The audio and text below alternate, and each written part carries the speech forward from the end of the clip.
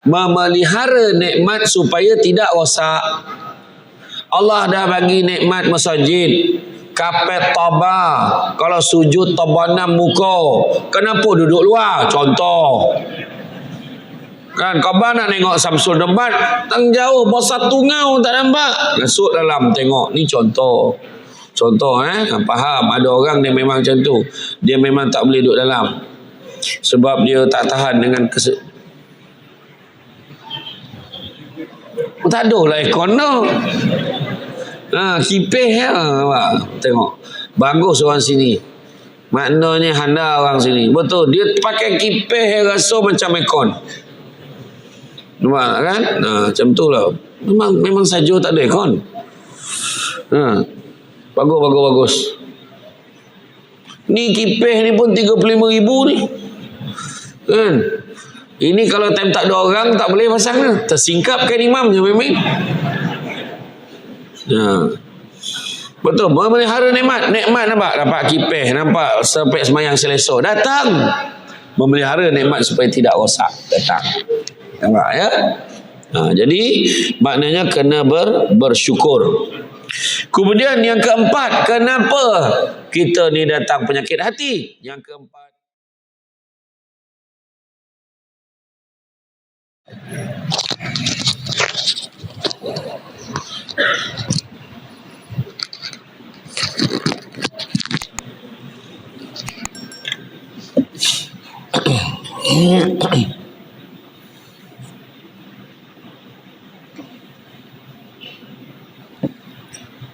A'udzubillahi minasyaitonirrajim. Bismillahirrahmanirrahim. Assalamualaikum warahmatullahi wabarakatuh.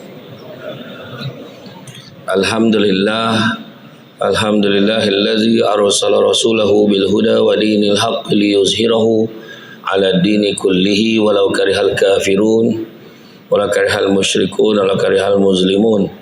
Subhanaka la ilma lana illa ma 'allamtana innaka antal alimul hakim.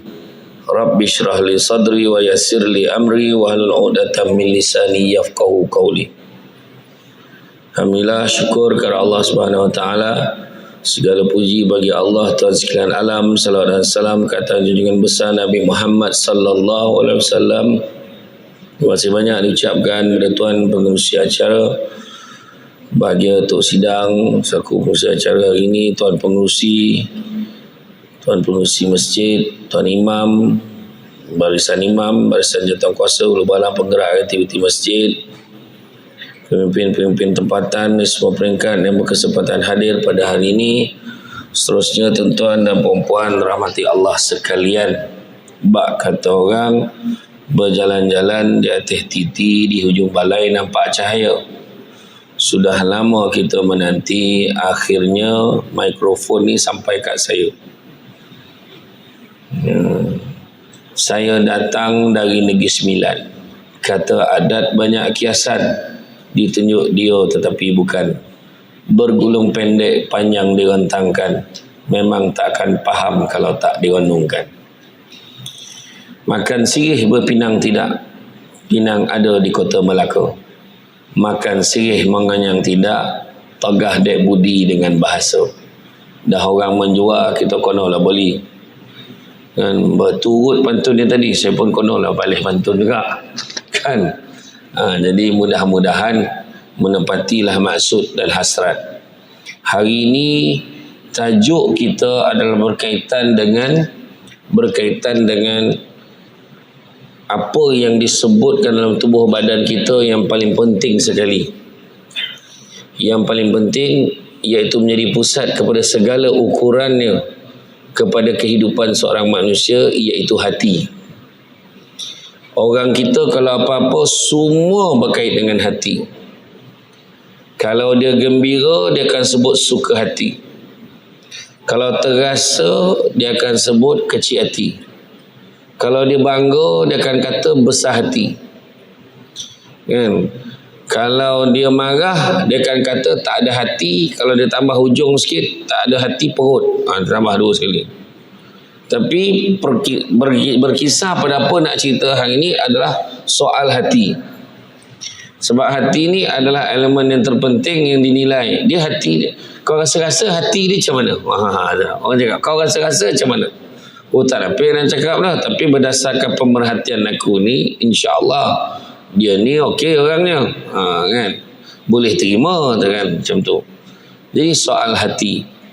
Hati ni adalah bahagian tubuh yang mempunyai peranan yang sangat penting dalam membawa kepada perilaku manusia, sebagaimana sabda Rasulullah sallallahu alaihi wasallam, ingatlah sesungguhnya di dalam tubuh badan manusia itu ada seketul daging.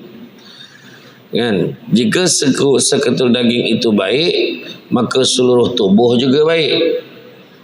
Jika seketul daging itu rosak, maka seluruh tubuh itu juga rosak.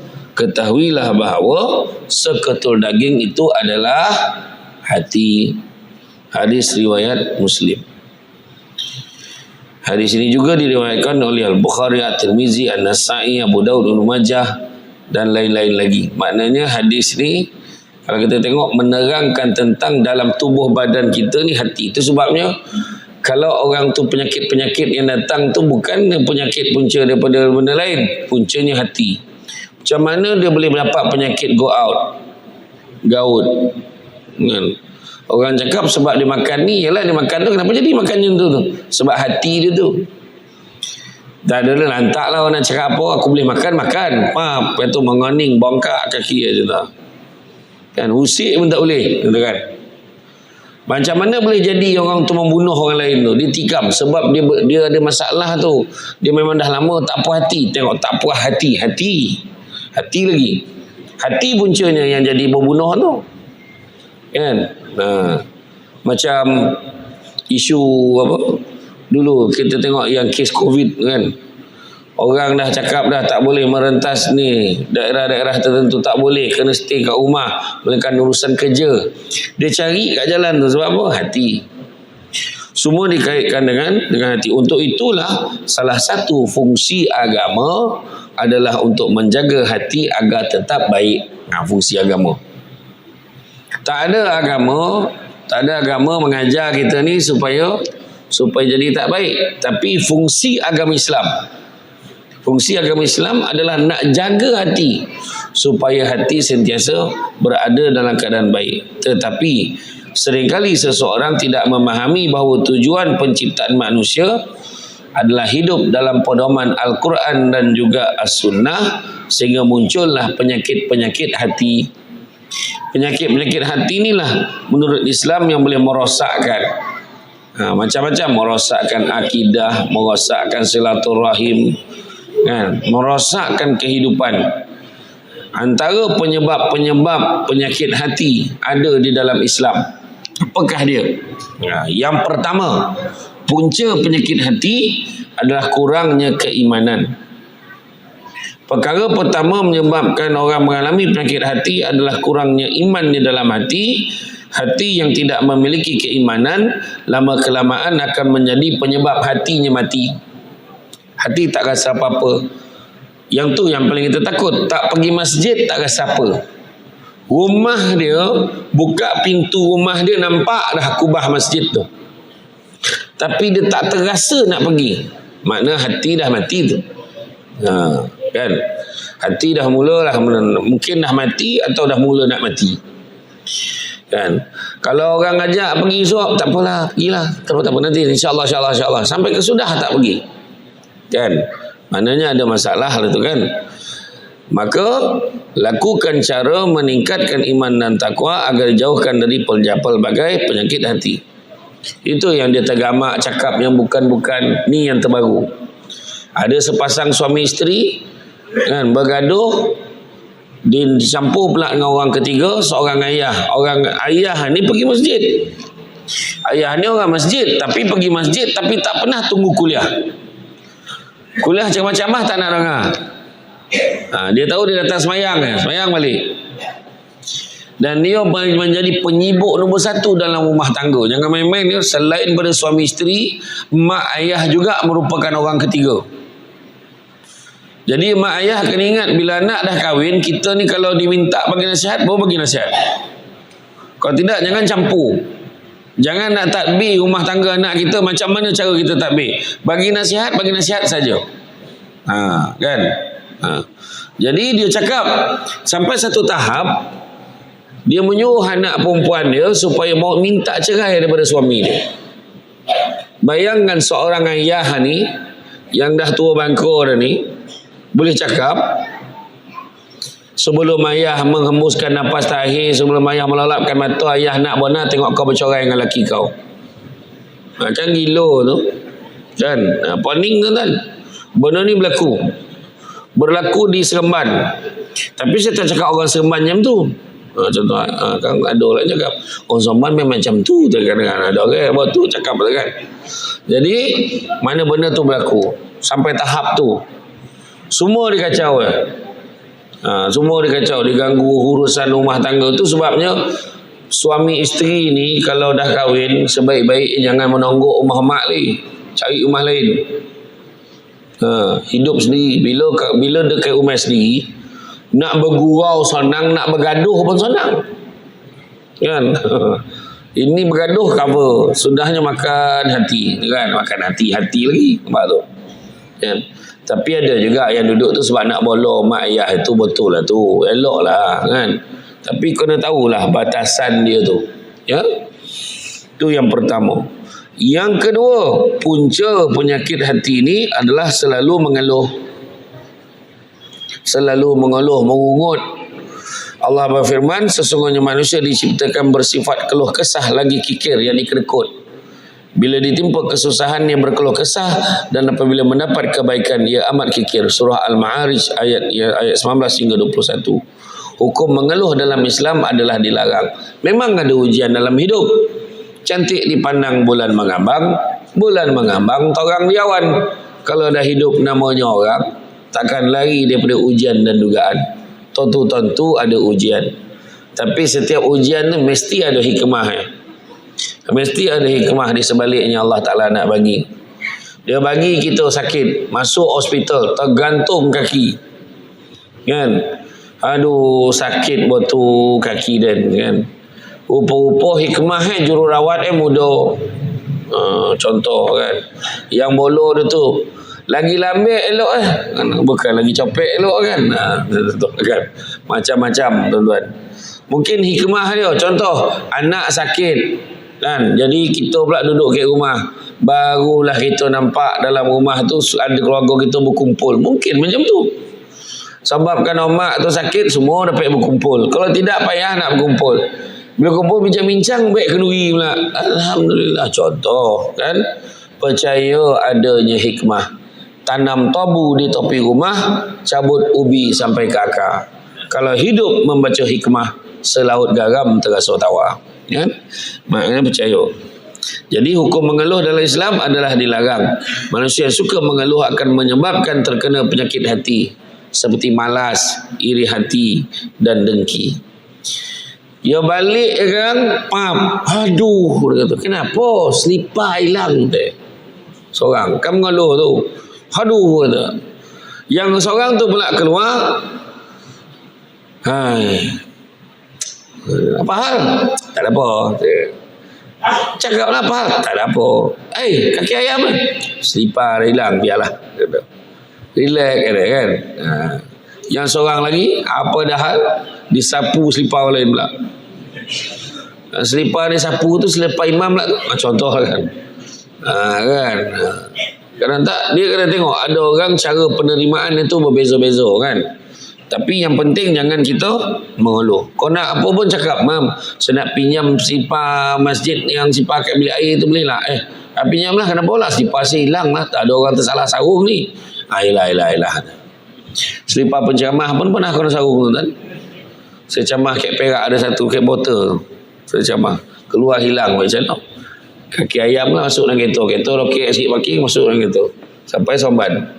Daripada Perak sampai Somban. Tak apa tuan-tuan kan. Kadang kita marah kan. Tak apa bono lantak lah kau. Kudung lah kaki orang yang sarung kaki dia. Dia tak sengaja. Dia memang rabun. Dia ingat selipar dia.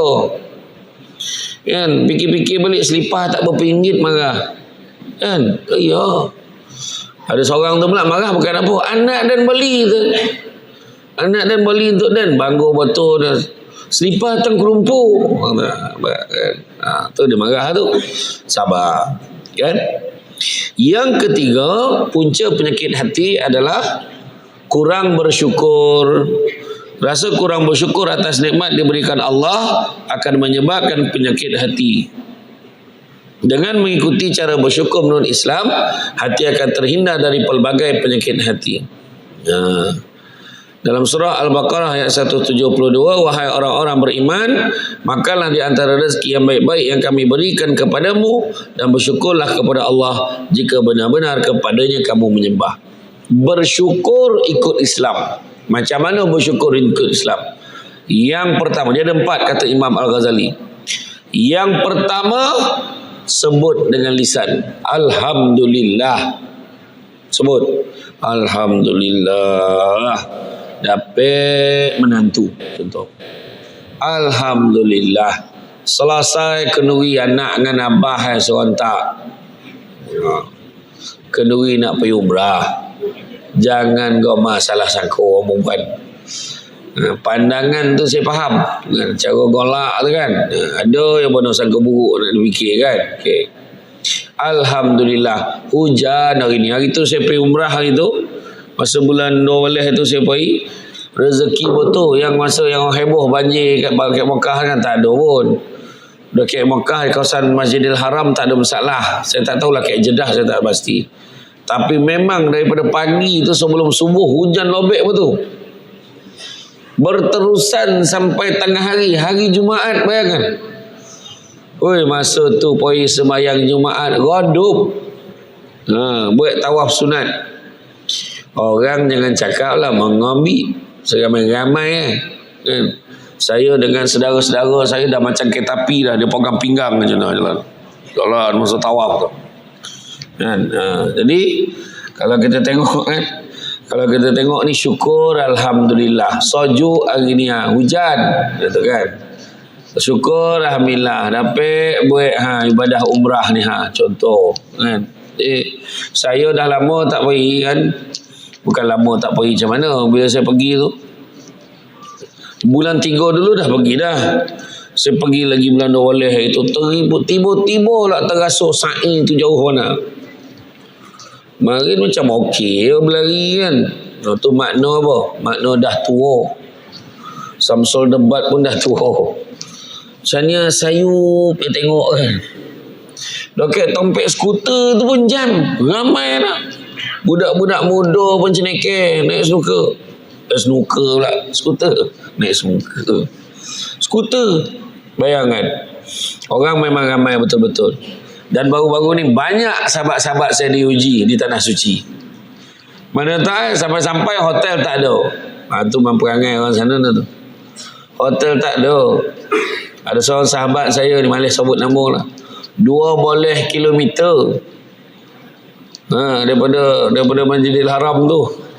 Nak jalan terpaksa naik shuttle bus tu. Bayangkan. Itu memang diuji betul-betul lah. Sekarang ni umrah ni paling tak boleh nak apa. Takut betul. Memang doa betul-betul lah. Janganlah bertukar hotel ni sekarang. Contoh lah. Ramai yang kono. Jadi, pertama, lisan kita sebut. Kedua, kata Imam Al-Ghazali, hati memperakui siapa yang bagi nikmat. Alhamdulillah, Allah bagi nikmat ni. Hati tahu siapa bagi nikmat. Bukannya kita cakap orang, alhamdulillah dia bagi duit kat Dan. Betul dia bagi, tapi dengan izin Allah. Ada orang bagi duit kat kita. Ambil lah duit duit utang Dan utang kat kau itu 500. Terima kasih banyak lah. Apa kita pun letak. Terima kasih banyak kau bagi kat Dan. Berburak. Kita pun jalan. Tertinggal envelope tu tadi dekat atas meja. Dia balik, kita pun balik. Nak cerita apa? Makna dia dah bagi. Tapi rezeki tak ada. Allah dah tulis. Bukan rezeki kita. Macam mana? Kawan tu bayar dah tadi. Utang. Nak bayar nak. Makan es krim. Kan? Makan es krim. Sedap betul es krim ni. Baru nempek jatuh. Es krim tu. Tinggal batang ni. Lah, jatuh dah. Nak cakap apa? Makna rezeki daripada Allah. Kan? Confirm dan punya. Macam mana dia boleh cakap confirm? Macam mana pula leha tu takkan pergi ke orang lain. Nialah orang yang paling layak jadi laki dia. Siapa kau nak cakap macam tu? Kalau dah jodoh, pisahkanlah berjuta-juta batu antara benua sekalipun, maka dia tetap akan bertemu. Tapi kalau dah tak ada jodoh, kau tambahlah sekali, kau ikik, kau simin kan, tak akan dapat dia bersama tu. Kalau dah Allah tulis bukan jodoh dia. Begitu juga dalam kes artis yang bernama Syamsul. Nak kena tahu juga ni, saya mewakili Samsul-Samsul di seluruh dunia. Tak adalah. Tak, kadang-kadang bila berlaku isu macam tu, kita komen macam kita ni tahu benar masalah orang ni kenapa. Wartawan tanya dia, tanya Puteri Sarah, apa pandangan ni? Bagaimana sekarang? Saya semua minta yang terbaik lah. Tu je dia. Doakanlah yang terbaik. Dia pun nak cakap macam tu. Yang kau nak korek-korek lagi baik apa? Nak tanya ni lah, ini puncanya adalah inilah, mak ayah macam ni lah. Tak payah. Ya, wartawan ni pun lebih-lebih nak menyungkit cerita tu sampai bertanya mak abah tu, faham? Apa kepentingan ni kat kau? Maka kan? Tak pasal-pasal Samsul lain pun kono. Kan? Iyo, ni pesan betul. Kita tak tahu. Tolong cerita dengan saya dalam Malaysia, dalam Melaka, dalam dalam Batu Gajah Melaka ni. Saya nak tanya. Tolong cangkik tangan. Alhamdulillah, keluarga saya langsung tak ada masalah. Tolong angkat tangan. Tolong angkat tangan. Ada masalah masing-masing. Yang kau komen orang macam kau tu handa mana, kenapa? Macam tu cerita. Cuma cara kita menghadapi masalah itu berbeza-beza. Kan? Allah lorongkan kita cara nak selesai masalah keluarga kita. Alhamdulillah. Kan? Tapi tidak bermakna kita lebih baik pada orang. Macam tu je. Lain orang lain ujian ni, betul tak? Nak pula macam contohlah budak sekolah agama. Kan, budak sekolah agama bila buat jahat tu jahat betul. Orang marah, orang cakap, apa bono sekolah agama perangai macam ni? Kena faham. Budak sekolah agama dengan sekolah biasa. Sekolah agama, setan ni masuk dalam tu semua pangkat tinggi-tinggi. Budak sekolah biasa, setan yang pangkat biasa-biasa pun tak apa. Sebab dia memang biasa ya. Ujian itu tak setinggi yang ni. Yang ni dia punya tembok tinggi sikit.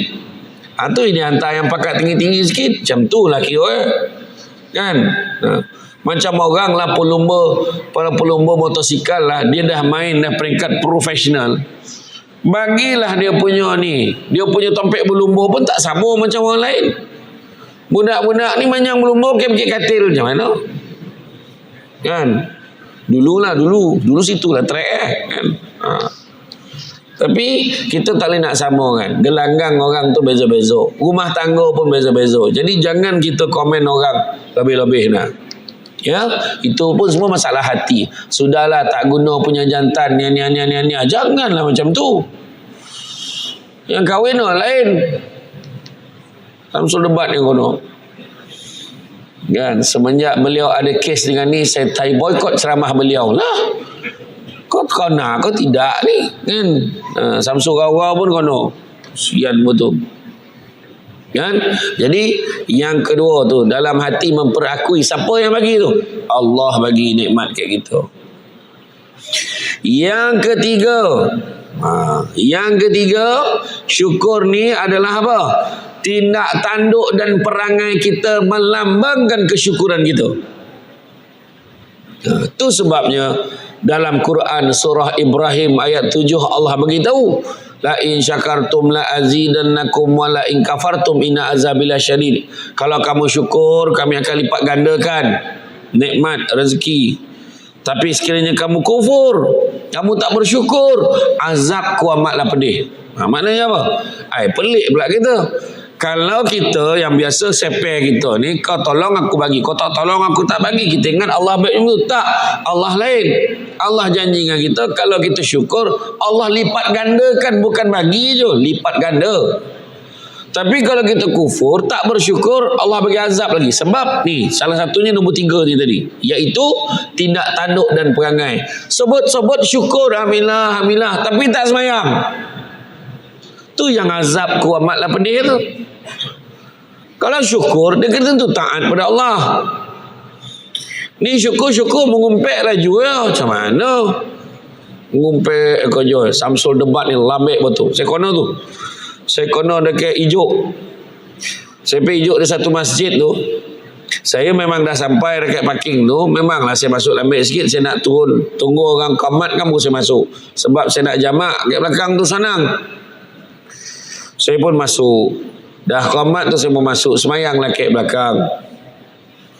Lepas tu, lepas bagi salam tu, saya jamak isyak, pakcik sebelah saya tunggu.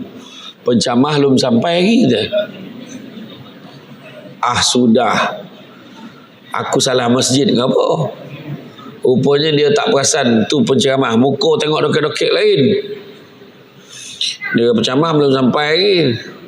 Lepas tu saya tanyalah balik, kok saya salah, pencemahan siapa? Samsul debat. Sudah, dia tak kena saya siapa. Lepas tu saya baru nak cakap, saya lah Samsul debat, ditambah lagi.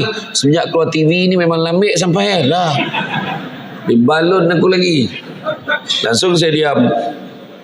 Kan? Macam tadi memang saya lambik sikit. Orang dah semayang tadi saya baru sampai. Sebab jam teruk betul.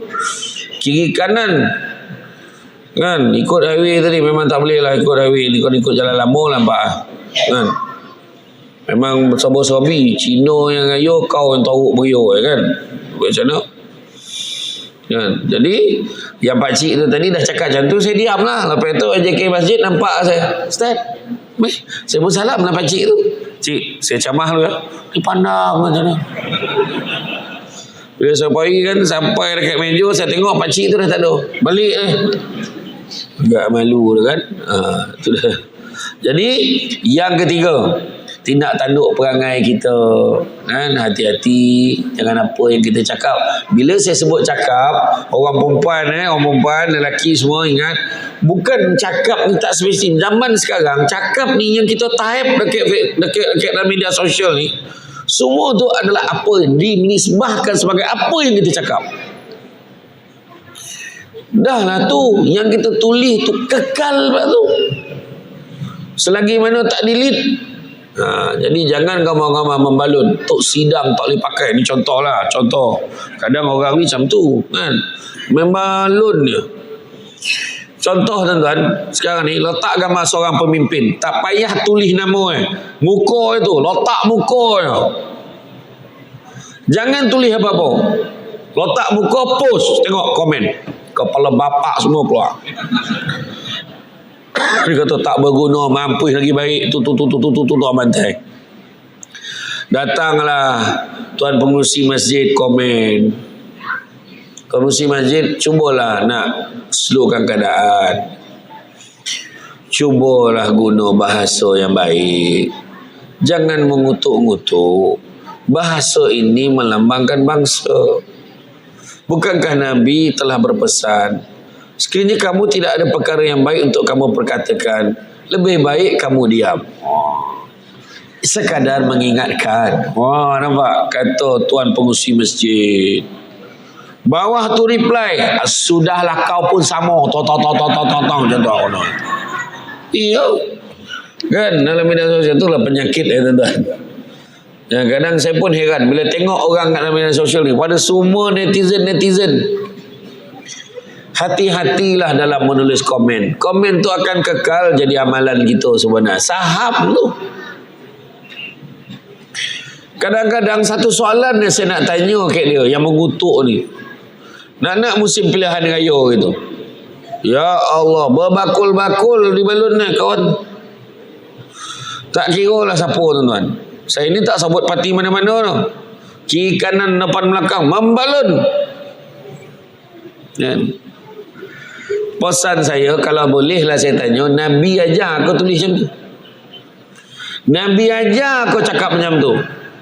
Macam ada setengah perempuan cakap bukan perempuan kat sini ke tempat lain.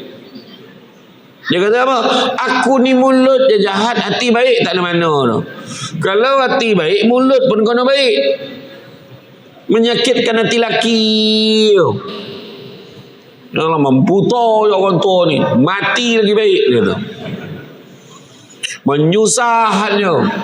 Kan? Orang lain tu golang omeh, penuh ke tangan. Awak apa tu? Suleh pun tak ada.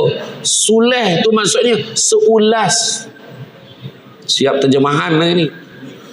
Suleh pun tak ada, tak berguna punya jantan. Wahai lelaki tu tak tidur malam tu nak cari duit, nak cuba dapatkan suleh tu. Kan? Betul, jangan sakitkan hati suami. Saya ni mulut je jahat ustaz, hati okey. Sendiri pula mengaku tu payah tu. Kalau hati baik, mulut pun kena baik. Ingat. Menurut kajian di Malaysia ni, suami mati dulu daripada isteri. Contoh sebab persatuan ibu tunggal banyak. Persatuan duduk mana dah? Iya. Kalau dah menurut kajian suami mati dulu, maka orang perempuan awas. Baik-baik dengan suami, kita tak tahu bila dia akan mati. Bila-bila dia boleh pergi. Saya ceramah dekat pusat aktiviti warga emas di Jempol, Negeri Sembilan. Saya masuk dalam dewan tu, semua perempuan. Saya kata tak ada ke lelaki ni menyaut makcik seorang, laki habis mati dah. Cakap apa? Golak semasa tu berair mata 5 minit berhenti ceramah. Tak sangkul lah makcik tu menyaut kan. Ya, buat baik. Ya, yang kadang-kadang tu ada tindak tanduk dan perangai kita mestilah melambangkan kita bersyukur. Jadi baiklah. Dan yang keempat, tadi pertama tadi saya kata dengan lafaz, lisan. Kedua hati. Ketiga perangai tindak tanduk jadi baik. Dan yang keempat, memelihara nikmat supaya tidak rosak. Allah dah bagi nikmat masjid, kapet tabah. Kalau sujud tabanam muka, kenapa duduk luar? Contoh. Kan khabar nak tengok Samsul debat, tang jauh bosa tungau tak nampak, masuk dalam tengok. Ni contoh. Faham? Ada orang dia memang macam tu. Dia memang tak boleh duduk dalam. Sebab dia tak tahan dengan tak ada lah aircon tu. Kipih ya. Tengok. Bagus orang sini. Maknanya handa orang sini. Betul. Dia pakai kipih rasa macam aircon. Nampak kan? Macam tu lah. Memang saja tak ada aircon. Bagus. Ni kipih ni pun 35,000 ni. Kan? Ini kalau time tak ada orang tak boleh pasang ni. Tersingkapkan imam je memang. Betul. Memelihara nikmat. Nikmat nampak? Dapat kipih. Nampak sampai semayang selesa. Datang. Memelihara nikmat supaya tidak rosak. Datang. Nampak ya? Jadi maknanya kena bersyukur. Kemudian yang keempat, kenapa kita ni datang penyakit hati? Yang keempat, kerana selalu berbuat maksiat. Perbuatan maksiat akan membuat hati menjadi keras sehingga sukar untuk menerima nasihat yang baik. Benda-benda baik, benda susah nak dengar. Orang yang suka berbuat maksiat akan menjadi ego, hatinya kotor dan mudah emosi. Sedangkan Allah telah berfirman, artinya, dan aku tidak membebaskan diriku dari kesalahan kerana sesungguhnya nafsu itu selalu menyuruh kepada kejahatan kecuali nafsu yang diberi rahmat oleh Tuhanku. Sesungguhnya Tuhanku Maha Pengampun lagi Maha Penyayang. Surah Yusuf ayat yang ke-53. Jaga. Dua halangan kita nak buat baik. Pertama hawa nafsu, yang kedua keyakinan. Hawa nafsu gemar mengajak benda-benda tak baik daripada mengajak benda-benda yang baik. So kena hati-hati. Kan? Begitu juga tak yakin. Kenapa tak yakin? Sebab tak ada ilmu. Maka kena cari ilmu. Ya. Ada orang nak pergi Mekah. Tak boleh lah. Tak boleh. Aku belum boleh pergi Mekah ni. Kenapa lah? Ilmu belum cukup di dada ni. Jangan besok jadi apa-apa besok. Sendiri tak yakin. Dah tahu tak ada ilmu, carilah ilmu. Nak pergi lagi 3 bulan contoh dah booking 3 bulan, pergilah belajar. Tak tahu tanya.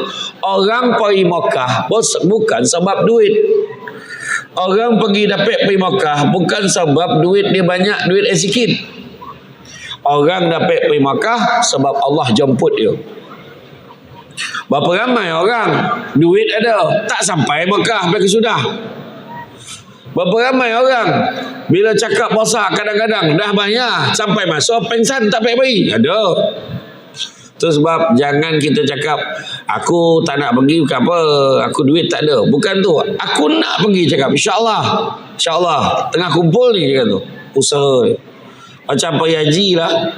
Siapa yang baru daftar hari ni insya-Allah boleh pergi haji pada 2137. Dengar. Tapi itu perancangan daripada sistem tabung haji itu key-in 2137. 3 kali mampu hidup tak boleh pergi. Kan? Tapi itu perancangan manusia.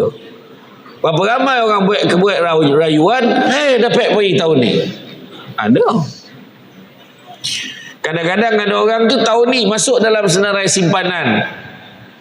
Kan, standby. Tiba-tiba panggilan yang terakhir dapat pergi. Alhamdulillah dia pergi.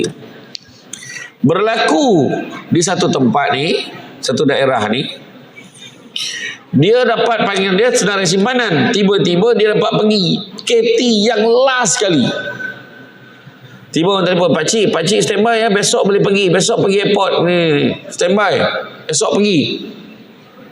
Bila telefon dapat, dia cakap dengan bini dia apa? Orang semua dah makan, ketilas ramai yang dah balik. Jadi dia baru nak pergi. Terkeluar daripada mulut dia, lagi baik tak payah pergi.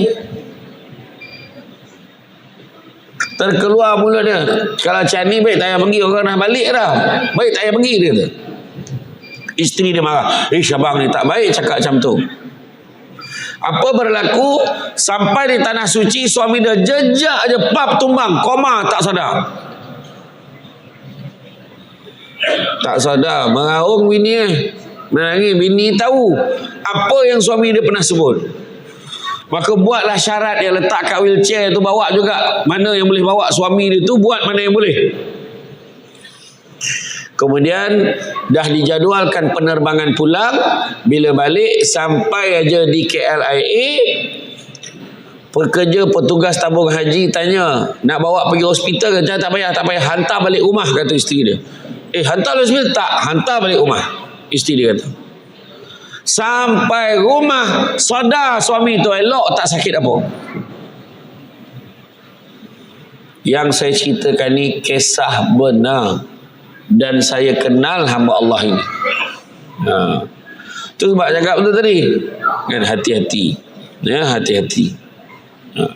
Kadang-kadang kita nak mempertikai kan. Sabar. Yang kelima, berbuat syirik. Itu juga punca penyakit hati. Berbuat syirik ni menyembah selain pada apa, percaya pada benda yang khurafat, itu semua lah tu. Ataupun yang tak kita sadar secara tak langsung. Contoh apa? Dialah satu-satunya yang boleh tolong kita sekarang. Kita tak sedar tu dia cakap tu. Kalau tak ada dia mati kita. Wah, sadap cakap. Pak, ada orang cakap macam tu. Tu sebab ada orang dia tak percaya pada Allah, dia percaya pada kabel. Minta kerja dia pakai ni, sanggup bayar, sanggup buat macam ni, hantar pisang sama orang tu. Macam-macam. Bawa bini kawan tu pergi berjalan, sanggup belanja makan, bagi tiket, bagi hotel, bagi tiket penerbangan, belanja sebab nak dapatkan satu penuh. Itulah perangai kan. Maknanya dia tak percaya pada Allah, percaya pada benda lain tanpa sadar tu, tanpa sadar kan. Sebenarnya dalam bab rezeki ni tak payah macam tu tuan-tuan. Jaga maruah kita ni. Kena jaga maruah kita.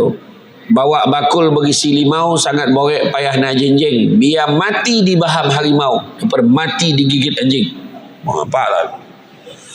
Kalau mati kena baham rimau steady lah kan. Macam mana atuk kau mati main kau nak baham rimau. Yo kau bosa ke rimau? Bosa jugalah. Iyo bergumpal ni, berlawan ni sebelum dia mati tu. Steady atuk kau. Macam tu lah. Ini kau nak gigit anjing lupa langsung mati pun bondo kan. Macam tu lah maksud contoh macam ni kan. Penjawat-penjawat awam yang bekerja swasta ke, yang bekerja pegawai sektor kerajaan yang ada kepentingan, ada pembekal-pembekal yang berbangsa Cina. Kenapa teruk benar kita nak cakap tahun ni tak ada limau ke? Apa masalah kau? Apa yang kau lapar benar nak makan limau tu, sedangkan tepi jalan tu berlama harga murah nak jatuh harga berapa ringgit satu kotak tu. Bukan kau tak boleh balik. Kenapa kau sanggup nak jatuhkan maruah kau minta limau kat kawan tu? Itulah maksud saya tadi. Memanglah dia cakap kita kawan-kawan mah. Memang ayat dia macam tu. Tapi kalau betul dia ikhlas, kenapa dia tak bagi kat satu Melaka ni, kat taman-taman perumahan tu bagi, tak kira siapa. Baru boleh kau ambil. Kenapa dia bagi kat kita? Sebab ada kepentingan. Cuba kita tak ada jawatan, cuba kita tak bekerja dalam tu, kita tak terlibat dalam proses tu, dia bagi tak? Tak bagi tuan-tuan. Tu nak kau jaga. Syirik dalam Islam merupakan salah satu dosa besar dalam Islam. Syirik menyebabkan pelakunya akan memiliki akidah yang cacat selama ia melakukan syirik. Allah berfirman, atau apakah kamu mengira bahawa kebanyakan mereka itu mendengar atau memahami? Mereka itu tidak lain hanyalah seperti binatang ternak, bahkan mereka lebih sesat jalannya daripada binatang ternak itu. Surah Al-Furqan ayat yang ke-44. Dulu kan, hantuk kepala kena hantuk sekali lagi. Tergantuk kepala tak sengaja kena hantuk sekali lagi. Siap kotuk ni dagu. Kali kedua hantuk lagi kuat daripada pertama, langsung mati dua-dua. Jangan ambil gambar bertiga nanti tengah-tengah mati. Siapa cakap tu? Nampak tak? Macam-macam kita ni kan, petua-petua dengar bunyi burung cengkuik tu, cengkuik. Siapalah meninggal ni tu kan. Kebetulan dia tu, tak ada sebab dia burung tu dah. Kebetulan ya. Tu dah. Jadi hati-hati. Kadang kita bercakap tu kita tak salah. Tu sebabnya kita setiap kali kita nak solat, kita disunatkan mengucap 2 kalimah syahadah dulu sebelum solat. Sebab apa? Antara waktu solat dengan waktu solat tak tahu mulut ni cakap macam-macam. Kadang-kadang kita tak sadar apa yang kita cakap tu. Kalau kau bagilah anak kau kahwin dengan yang memang balo lah hidup dia. Nampak? Kita menentukan balo tu dekat orang. Macam mana? Jangan. Jangan, hati-hati. Kemudian yang keenam, lalai dalam berzikir. Salah satu keutamaan zikir adalah mampu menjauhkan hati dari pelbagai penyakit hati. Bagi mereka yang lalai berzikir, maka hatinya pun akan dipenuhi dengan penyakit hati seperti sombong dalam Islam dan gemar menunjuk-nunjuk di dalam Islam. Di dalam satu ayat yang bermaksud, dan telah dekatlah kedatangan janji yang benar hari kebangkitan, maka tiba-tiba terbelalaklah mata orang-orang yang kafir. Mereka berkata, aduhai celakalah kami, sungguhnya kami adalah dalam kelalaian tentang ini, bahkan kami adalah orang-orang yang zalim. Surah Al-Anbiya ayat 97. Itu sebabnya kalau kita pergi semayang kan, kita semayang, lepas semayang tu imam pun astaghfirullahalazim allazi la ilaha illa wal hayyul qayyum wa atubu ilaih, minta ampun dengan Allah dengan istighfar. Lepas tu kita baca la ilaha illallah wa la syarika lahul mulku wal hamdu ala kulli syai'in qadir. Lepas tu kita baca Fatihah, kita baca ayat kursi. Lepas tu kita zikir subhanallah subhanallah subhanallah subhanallah subhanallah. Tadi imam pun zikir steady je. Sebab dalam hati dah sampai belum ceramah ni. Sajalah. Tak, betul lah zikir. Subhanallah. Subhanallah bihamdina iman amad alhamdulillah. Alhamdulillah, alhamdulillah, alhamdulillah, alhamdulillah. Zikir. Alhamdulillah alamin ala kulli halin wa ni'matin. Allahu akbar. Allahu akbar, Allahu akbar, Allahu akbar. Itu pun doa marah tu. Nabi tak buat tu. Parah betul. Dalam Quran dah bagi tahu liman kana arjullaha wal yawmal akhir wa zakarullaha katsira. Siapa nak rahmat Allah dan nakkan hari akhirat, wa zakarullaha katsira. Maka ingatlah Allah banyak-banyak. Apa masalah Buat kenduri tahlil, buatlah. Jangan orang cakap orang lahir salah hari bulan ni, poning ni. Dua pahala paling besar dalam tahlil tu. Pertama zikir, kedua makan. Iya. Pertama zikir, kedua makan. Orang sedekah bagi makan. Ada yang marah kat dalam tu, kat dalam media sosial dia komen. Ni sama ni sosek lah apa semua ni menyusahkan keluarga yang ni, keluarga arwah tu dia kata. Siapa kata menyusahkan? Kalau tak ada duit tak usah buat. Kalau tak nak buat jangan buat. Tapi ada orang tak ada duit tapi dia nak buat juga. Boleh tak? Boleh. Pergi masjid buat. Boleh tak? Boleh. Masjid ada cakap tak ada 5,000 kami tak buat. Ada masjid cakap tu? Mana ada? Janganlah fitnah agama macam tu. Kan? Iya. Tu sebab tuan-tuan kalau pergi Seremban tuan-tuan, kalau imam yang memang mengaji di pondok Syekh Ustaz arwah Syekh Murtada tu, memang zikir dia panjang-panjang, tahlil iya dah hilang-hilang lutut baru doa. Iya, alang-alang. Sebab apa? Sebab kalau tak sebab tahlil tu, kalau sendiri-sendiri kat rumah belum tentu gitu. Ada duduk rumah tengah tengok TV tu. La ilaha illallah, la ilaha illallah. Dalam hati ada cinta. Macam mana drama yang Aish dengan Nabila tu? Apa tajuk tu? Macam tu lah kan. Sambil-sambil tengok drama subhanallah, subhanallah. Takkan ada orang tuan-tuan. Jadi kalau pes mayang tu yang buat tu 33 tu. Bila tak kenduri lagi banyak zikir dia. Iya tuan-tuan. Tu sebabnya kalau tahlil tu biar dia panjang sikit. Iya kalau Negeri Sembilan je tu. Tuan-tuan tengoklah siapa yang ada saudara kat Negeri Sembilan je tengok. Kat Seremban tengok. Ya Rahman Ya Rahim, Ya Rahman Ya Rahim, Ya Rahman Ya Rahim. Rabbi shfina min kulli da wa afina minal bala. Rabbi shfina min kulli da wa afina minal bala. Ya Latif, Ya Latif, Ya Latif. Banyak. Lepas itu hujung tu, Abdul Zikri fa'lamu annahu la ilaha illallah. Ingat dah logo kan? La ilaha illallah 1000 kali. Baru betul. Lepas tu yang la ilaha illallah, seorang tu dah panik seorang tu. Ingat. Lepas tu hujung tu Al-Fatihah. Doa pun panjang. Macam tu walhamdulillah rabbil alamin. Licin lauk tu. Tak adalah. Kadang-kadang mihun pun jadi. Tak ada apa pun. Kan? Kita yang ramai menyusahkan. Macam-macam orang ni. Pergi kubur baca Yasin pun tak boleh. Ni tak boleh baca Yasin nak baca apa? Baca surah apa? Aduh, nak ngacau-ngacau. Benda baik, baik biarlah. Kan? Siapa yang buat tahlil tu semua neraka. Ada satu ustaz dia kata, tu neraka tu yang buat tahlil tu. Neraka tu. Memanglah yang buat tahlil semua neraka. Yang duduk kadar bala tu tak semayang tu semua syurga tu. Gomam duduk-duduk orang. Janganlah macam tu. Kau tak buat kau diam. Orang lain buat jangan kau larang. Orang nak berzikir macam contoh malam nisfu Syakban orang baca Yasin 3 kali. Boleh tak baca Yasin 3 kali? Boleh. Sebab Nabi kata malam nisfu Syakban hidupkan dengan amal ibadah. Jadi kalau nak baca Yasin boleh. Nak baca 10 kali boleh. Kau rajin baca satu Quran lagi bagus. Malam ni nak baca 3 kali boleh. Ustaz tak larat lah 3 kali. Sekali boleh. Boleh. Kau tak larat tak? Yasin, Sadaqallah lazim. Boleh. Itu gantung ni terguna je dia orang. Bapak pemalas pahala macam tu. Kan? Macam tu. Kemudian yang ketujuh, apa punca penyakit hati? Terlalu mengejar dunia. Nak kejar dunia sangat-sangat. Seseorang yang selalu mengejar dunia dan mengabaikan bahkan berpaling dari Islam akan terkena pelbagai penyakit hati. Allah berfirman, dan barang siapa berpaling dari peringatanku, maka sesungguhnya baginya penghidupan yang sempit dan kami akan menghimpunkannya pada hari kiamat dalam keadaan buta. Berkatalah ia, ya Rabbku, mengapa engkau menghimpunkan aku dalam keadaan buta padahal aku dahulunya adalah seorang yang melihat? Allah berfirman, demikianlah telah datang kepadamu ayat-ayat kami, maka kamu melupakannya. Dan begitu pula pada hari ini kamu pun dilupakan. Surah Taha ayat 124 hingga 126. Itu dia.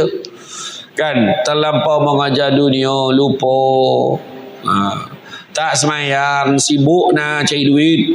Kan? Pergi tengok bala ada, kan? Sanggup tengok bala kat stadium Hang Jebat. Pukul lompek dah masuk, pek potang dah masuk. Nak ambil set yang paling dekat, side yang paling cantik sekali. Kira kalau tengok gol tu macam replay dia tu. Contoh. Dia sanggup dia. Kok bawa sejadah tak ada, nampak dah. Memang sampailah tengah malam. Lukui dan itu. Berpoloh-poloh. Tapi tak semayang. Barak. Tu dia. Sebab apa? Aku sibuk tengok bola, ya Allah. Masa tu akhirat dia jawab dengan jujur. Betul lah. Kan? Jadi jangan terlampau mengajar dunia. Dalam surah Asy-Syura ayat yang ke-20 Allah bagi tahu apa? Barang siapa yang mengejar keberuntungan akhirat, nescaya kami akan tambahkan keberuntungannya itu. Maknanya dunia pun dapat. Namun barang siapa yang mengejar keberuntungan dunia, nescaya kami akan berikan sebahagian saja daripada keuntungan dunia itu dan takkan ada satu bahagian pun untuknya di akhirat kelak. Macam tu. Kerja akhirat, dunia pun dapat. Kerja dunia dapat sikit, akhirat langsung tak dapat apa. Jadi kerjalah akhirat. Yang datang ke masjid memang kerja akhirat besok. Selain pada nak selfie dengan Samsul Debat. Kan? Kebiasaan ni orang datang masjid ni memang lah kan. Sebab nak ilmu ustaz. Sebab apa?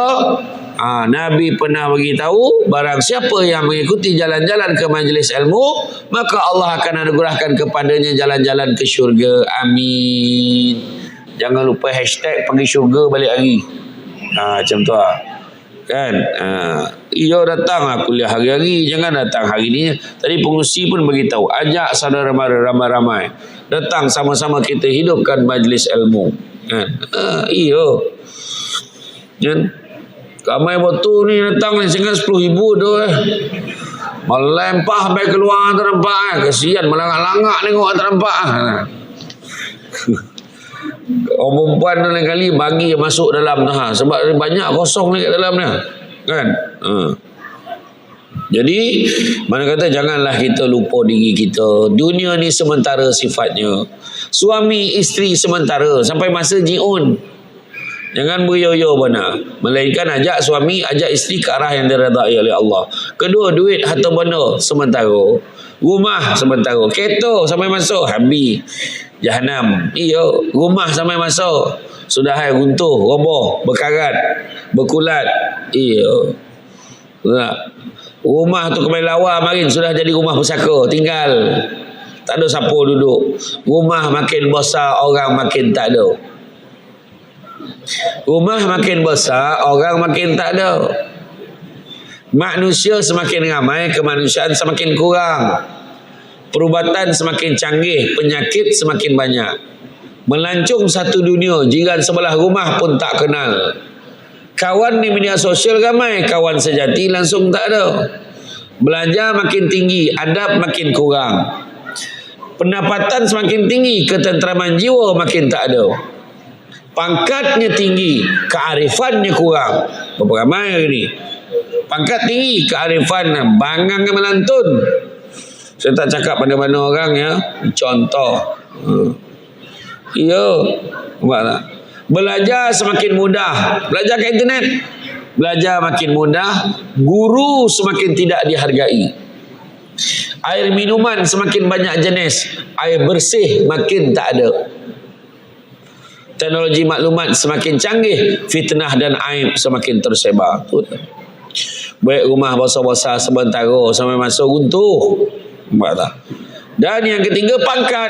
Pangkat pun sementara. Sampai masa kita akan melepaskan jawatan kita. Tak ada siapa kata jawatan tu kita punya. Jadi pegawai dalam pejabat, dia tu nombor 1 tu kat pejabat tu. Sampai masuk duduk kat tepi tiang. Pokoknya tu pencen. Nak cakap apa?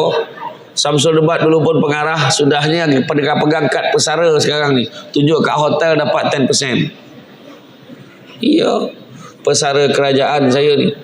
Betul. Tu sebab kata sementara. Jawatan ketua kampung beberapa kali bertukar lah. Betul tak? Sekarang ni polik pula ada JKKP, MPKK, bantai lah macam-macam nama. Jadi satu kampung tu ada 2 jenis ketua kampung. Kan? Ya. zaman ni.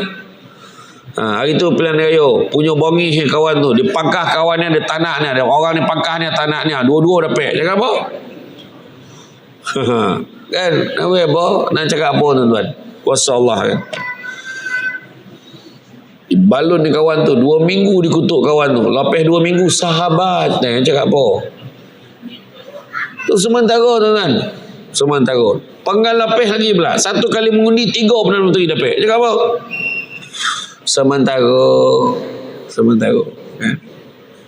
Samsul debat ni sementara. Tak lama masa ada Samsul debat, Samsul dobik, Samsul sabat, tak macam Samsul kan.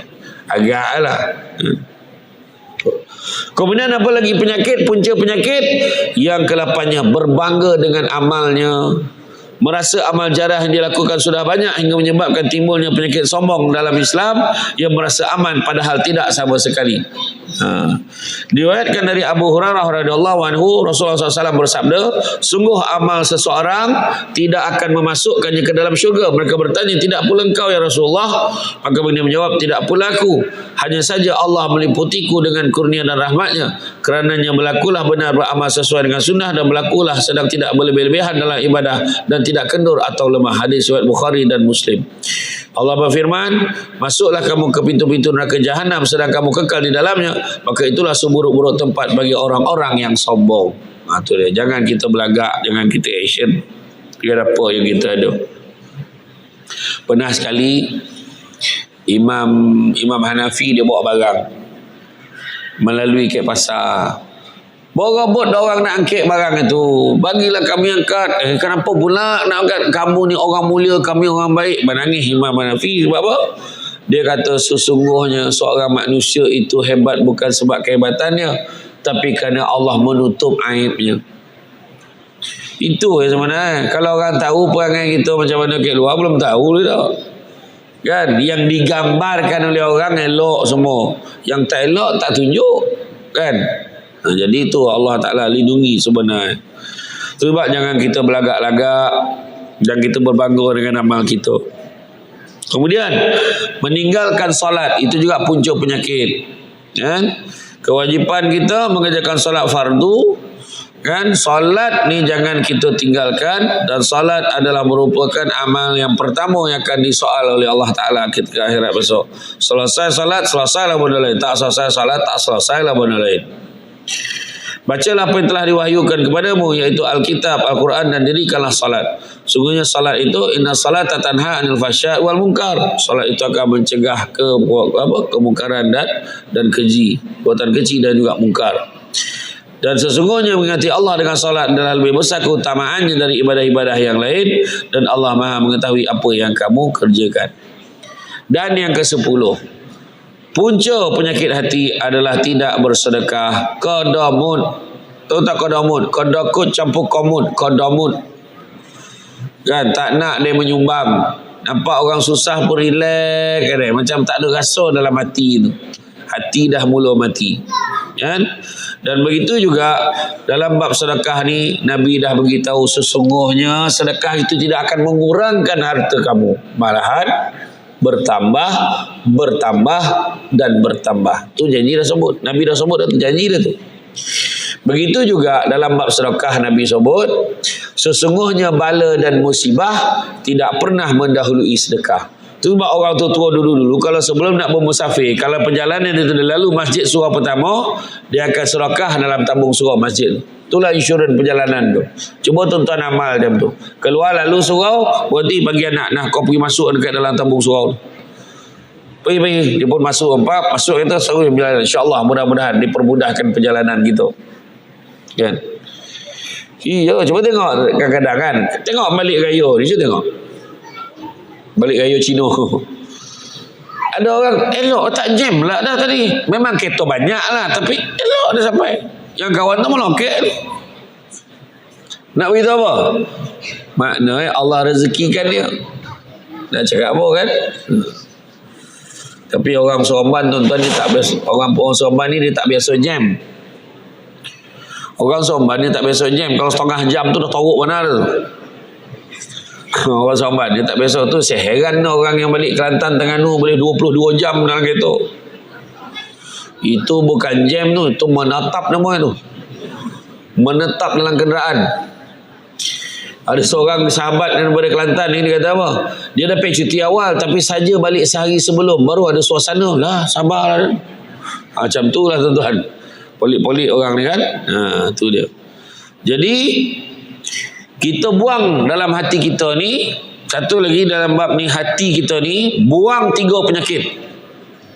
Pertama, penyakit ujub. Menurut Imam Al-Ghazali, sifat tercela ada banyak bilangannya dan untuk membersihkannya memerlukan usaha berterusan. Dalam kitab Bidayatul Hidayah, Imam Al-Ghazali memberitahu kaedah untuk membersihkannya memfokus kepada 3 sifat tercela ni. Yang pertama, ujub. Sifat ini sering menjadi masalah bagi golongan yang alim kerana mereka juga tewas berhadapan dengan ujian itu. Contohnya, kan, ujub ni dia rasa dalam hati je. Kita kena, dia ujub, riak, takbur. Ni 3 perangai. Ujub dalam hati, riak ni ditunjuk ke orang, takbur ni bercerita pula dengan orang. Okey. Contoh dia kata orang alim tadi kan, dia jadi imam. Allahu Akbar, Bismillahirrahmanirrahim, Alhamdulillahi Rabbil Alamin. Dalam hati dia, sedap gak suara Dan? Contoh dia sendiri cakap. Iya. Lain macam pula sedap malam ni, dia sendiri cakap. Dalam hati dia tak sabut lagi tu. Itu namanya ujub. Dia azan, Allahu Akbar, Allahu Akbar. Wah, dia sedap. Ni sampai keluar ke azan ni. Kadang dia nak tanya, lah azan apa itu? Dia kata. Dia sampai dia tarik tu, hayya 'alas salat,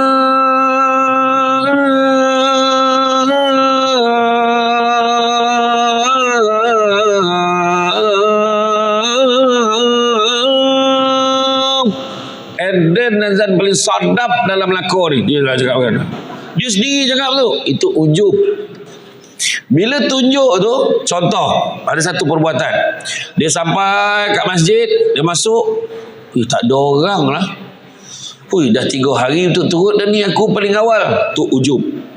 Dalam hati dia tak cakap ni. Dah 3 hari turut-turut dah aku paling awal ni. Dia pun sembahyang. Allahu Akbar, Bismillahirrahmanirrahim. Tiba-tiba terdengar ada orang melangkah masuk, bunyi selipar sampai. Langsung berbunyi baca Bismillahirrahmanirrahim. Biar orang dengar dia baca, tu riak. Biar orang dengar yang dia baca tu riak. Biar orang nampak dia semayang, riak. Yang ketiga, takbur. Saya cakap, kau perasan tak siapa yang paling awal datang masjid akhir-akhir ni? Tak ada orang lain nak rasa kau dah. Ya kau, tu lah aku pun rasa macam tu. Tu takbur tu. Nampak ya? Bayangkan seorang tu dia boleh hadir 3 dalam satu masa. Tu hati-hati. Kalau orang puji tu copet lagi. Sedap betul azan kau. Tak ada lah. Semua Allah bagi ni. Orang lain tu azan lagi sedap. Macam tu cakap. Tahu kilih tahu. Jangan ambil. Sedap betul suara kau. Sidelik lah. Jangan. Memang dia tahu lama dah suara dan sadap kan. Koyok nama tu kan. Janganlah kita berbangga-bangga kan. Bagaimana cara untuk membersihkannya? Perlu tahu bahawa seseorang itu benar-benar hebat atau lebih baik adalah kelihatan pada akhir umur seseorang. Penghujung hayat baru tahu kedudukan kita. Kedua, jika melihat pada seorang lebih muda, perlu beranggapan orang muda itu masih kurang maksiatnya. Kita terus baca dia lagi kurang maksiat dia. Ni nak bersihkan nanti kita ni. Tengok orang lebih tua, maka membayangkan orang ni lagi banyak amalnya daripada aku. Tahu letakkan orang lain lebih baik daripada kita. Jangan gamal letak diri kita lagi baik daripada orang. Bahaya. Jika melihat seorang lebih alim, maka perlu beranggapan bahawa orang tersebut lebih banyak ilmunya dan telah diberikan pelbagai pemberian dari Allah berbanding kita yang masih jahil. Kalau melihat orang jahil, maka perlu beranggapan bahawa mereka tu buat maksiat kerana kejahilannya, sedangkan kita buat maksiat dengan tahap kita tahu lagi teruk daripada orang yang jahil tu. Dan begitu juga kalau melihat orang kafir, maka perlu beranggapan bahawa yang kafir itu ada kemungkinan sebelum dia mati dia memeluk Islam, maka doakanlah kebaikan untuk mereka. Macam itulah tuan-tuan dan puan sekalian. Jadi dalam bab hati ni kita kena faham kan, bahayanya penyakit hati ni, dia boleh merosakkan kita dan menjadikan kita kepada perangai-perangai yang tidak sepatutnya. Maka buanglah perasaan, 3 perasaan tadi, ujub, riak dan takbur. Maka semua penyakit hati ini gambaran, nak menggambarkan betapa buruknya sifat ini dan pelakunya. Syaitan itu sangat licik. Kadang-kadang tanpa sedar kita telah bersifat ujub, kita juga bersifat riak dan takbur dan penyakit hati yang lainnya. Ketika melangkah masuk untuk beribadah, kita mula merasa ujub. Bila terdengar orang lain datang, kita mula menguatkan bacaan kita supaya orang dengar bacaan kita. Dan kemudian begitu juga kita mula membangga-banggakan apa yang kita amalkan. Jadi tuan-tuan dan puan-puan sekalian, saya faham signal-signal yang diberikan itu. Cara duduk pun dah beralih tu kan. Nak kejap macam sambil menubuk-nubuk lutut, saya faham. Ingat ya, hati yang mati adalah hati yang tidak mendapat santapan rohani yang baik, seperti matinya jasad yang tidak mendapat makanan yang baik. Santapan rohani yang dimaksudkan adalah zuhud dengan duniawi, zikrullah, datang ke majlis ilmu dan bersahabat dengan golongan yang Allah kasihi. Oleh itu, ilapkanlah hati dengan iman dan amal agar tidak berkarat dengan kekotoran hitam, buta dan seterusnya mati. Jadi tuan-tuan dan puan-puan sekalian, itulah dia soal hati. Kalau tuan-tuan lihat hari ini memang manusia banyak masalah. Dalam surah Az-Zumar ayat 53 Allah beritahu, qul ya ibadiyallazina asrafu ala anfusihim la taqnatu mir rahmatillah innallaha yaghfiruz dzunuba jami'ah. Allah beritahu kan, wahai orang-orang yang melampaui batas atas diri mereka sendiri, qul ya ibadiyallazina asrafu ala anfusihim, melampaui batas pada diri mereka sendiri, kita lah tu. La taqnatu mir rahmatillah, jangan putus asa dengan rahmat Allah. Innallaha yaghfiruz dzunuba jami'ah, sungguhnya Allah nak ampunkan dosa-dosa kesemuanya. Innahu huwal ghafurur rahim, sungguhnya Allah Maha Pengampun lagi Maha Penyayang. Jadi sangka baik dengan Allah. Ya, sangka baik dengan Allah. Adalah banyak benda-benda baik yang Allah Ta'ala nak bagi kat kita.